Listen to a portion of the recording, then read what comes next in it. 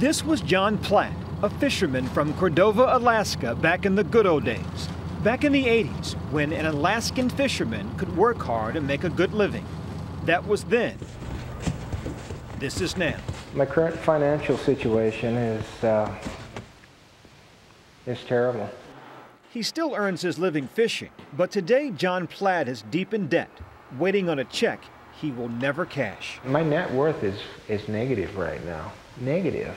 Platt is one of the 32,000 original plaintiffs in a lawsuit against corporate giant Exxon Mobil following the Exxon Valdez oil spill in 1989. 11 million gallons of oil spilled along 1,300 miles of Alaskan coastline. The fishing industry was devastated. It was the worst disaster of its kind in U.S. history. Company executives promised to make everyone, quote, whole. Whatever it takes to keep you whole. Now you have my word on that, Don Cornett. I told you that. Don Cornett retired in 1996. He says Exxon hired fishermen to help clean up the spill in 1989. Fishermen like John Platt, who made nearly $600,000 that year. In total, ExxonMobil spent more than $3.8 billion in cleanup costs, fines, and compensation. But in 1994, an Anchorage jury found Exxon acted recklessly and awarded victims of the spill $5 billion in punitive damages. An appeals court later cut that award in half.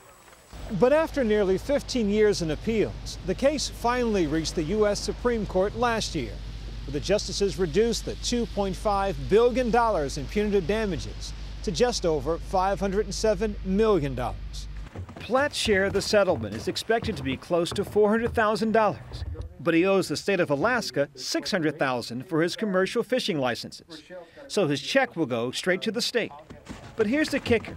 He still must pay the taxes on it. A lot of people just aren't going to make it.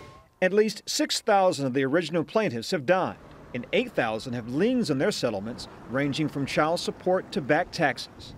Alaska Senator Lisa Murkowski. I think that's been Exxon's strategy every step of the way, to wear everybody down. They've succeeded in fatiguing those who were entitled to this compensation. Osa Schultz and her husband got their checks last month, about $50,000.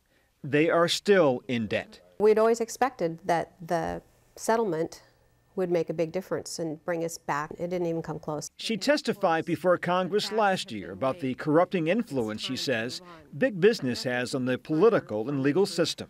Exxon's vast power and influence has tipped the scales of justice. For nearly a generation, our community has been the David to their Goliath. For its part, ExxonMobil declined our request for an interview, instead issuing this statement saying in part, the Exxon Valdez oil spill was a tragic accident and one which the company deeply regrets.